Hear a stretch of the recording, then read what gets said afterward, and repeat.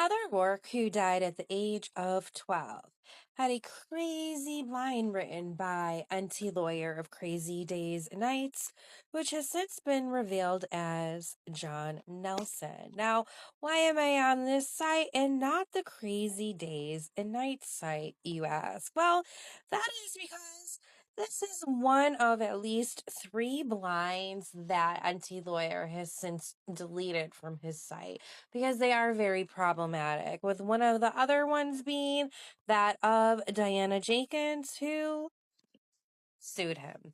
So this is the blind that NT wrote in 2017. You'll see the name of the blind listed here. Also, when I click on it, it takes me to the site. It doesn't exist anymore. But this blind titled Molesters Her reads, back in the mid-'80s was peak child molesting time in Hollywood. There was no internet. There were very, very few mobile phones. Children came to the set where they were left alone by their parents. For the next 8 hours, they were subject to every kind of horrible thing you can imagine. Schmugs were commonplace. They were used to try and get the kids to not be so hysterical when being assaulted. Producers loved casting shows with kids and tweens. If someone pitched a show that involved a handful of tweens with a dozen tweens extra per week, it would get a green light. Even if the show was going to suck and everyone knew it was going to suck, if you got the right schmetto at the studio, he would say yes, just to come for a casting and taping of the pilot. As sad it is to say, there were a lot of parents who told their kids to go off with a nice man in the suit and do what he says. It was a sick time. It was just past the mid-'80s when a producer came up with the idea of a tween show that not only would feature a rotating cast of extras, but would make the studio a bunch of money because they would film quickly and not hire any adults. Further, the faster they filmed, the more time they would have to molest all the kids that would be hanging around. From the first day, it was the worst place on earth if you were a kid. The studio where the show was filmed also had several other shows being filmed there, most of which featured lots of children. Executives would drive over to Hollywood right before lunch and would stay at the studio for several hours each day. Anyway, on this particular show, there was a special guest star, a very special guest star. Still not a tween. Everyone knew who she was. Executives flocked to the studio that day to see her. She was first molested when she was 5 or 6 and had continued to be molested throughout hit movies and also on a previous show.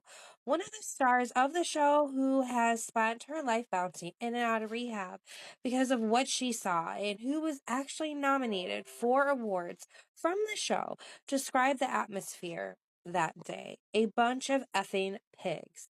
I had just turned 12 or 13. I was the same age as the actress coming in, maybe a little older. We had been shooting for months and I was old news. They knew I would do what they wanted, but they always wanted someone new. This was someone new and someone they all knew. They had it set up like a peep show almost. They had finished shooting that morning and they brought her out on stage. The stage was used most of the time for a game show that was taped there. That game show is still on today. I can't watch it knowing what happened to her there. They brought her out and the front 4 rows of the theater were filled with guys who were already rubbing themselves. The girl was wearing a bikini. The show took place around a beach just so they could make these girls wear next to nothing. They had her walk around under the lights. The lights were focused on her and she couldn't really see out to the audience. She was squinting. It must have been blinding to her. They had her walk back and forth. They had her start dancing. All of these guys were doing what another star at the same studio got busted for. This went on for about 20 minutes. Then 3 other guys took her to a different area of the studio. The actress didn't see what happened, but about 45 minutes later, one of these 3 guys came running out and needed a set medic. Apparently, they had inserted something inside and things were bad. The medic came and the ambulance came. The parents of the girl were told some crap story. That crap story ended up killing the girl because the parents believed the executives. 2 weeks later, the show finished shooting 6 episodes all in once, and then everyone was sent on their way forever. No one wanted these kids around or any witnesses to what happened.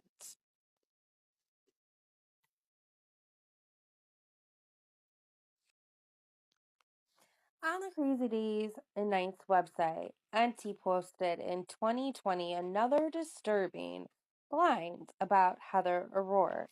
When I click on it again, you'll notice it has since been removed. This is the third blind I can think of that he has deleted besides the first Heather O'Rourke blind and the ones relating to Diana Jenkins who sued him. But this blind says, for nearly a decade, the things that occurred at the tomb of this deceased A-minus list child star actually resulted in her body being permanently moved to an unmarked grave in 2001. She was originally placed in an above-ground mausoleum, which is still marked with her name, and at which people still leave flowers and teddy bears. The weird stuff began happening the day after her interment. A man was seen after sundown taking a bouquet of flowers from her grave, but he fled before he could be identified. In the summer of 1988, someone used red spray paint to write "all worn out" RR across the marble face of her vault. The family was notified, it was photographed, and then, over the course of 5 hours, the vault was cleaned. The police were called, but they didn't think it was important. For whatever reason, the photograph didn't develop properly. Sometime in the fall of 1988, another man, probably the same as before, but there is no way of knowing, was spotted kneeling in front of her tomb after dark. He also fled when spotted. On the anniversary of her death in 1989, her family, mom, dad, stepdad, sister, grandparents, gathered at the tomb to remember her. It was very somber. They held hands. The sister placed a little stuffed Dumbo in front of the grave. As they were about to leave, a man approached them and said something which frightened the mother. Her dad and stepdad each took her by an arm and led her away back over to their car. Then they left. The identified man stayed behind and picked up the little Dumbo that the sister left and stuffed it in his pocket before leaving. Now, here's where things get really strange. There wasn't much activity around her grave for several years. Then, in about 1991, her body was exhumed. It was done in the dark, so no one would notice. Her body was returned to the tomb 3 days later. In 1992, her body was exhumed a second time. One of the police present was asked, "Why were you exhuming her again?" He said, "What do you mean, again?"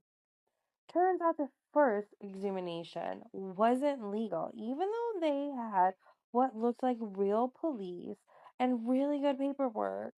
What, and why did they want with the body of a deceased 12-year-old? Surely it would warrant an investigation, right? Nope. Anyway, the coroner's office kept her for about a week before she was brought back, and we re-interned her.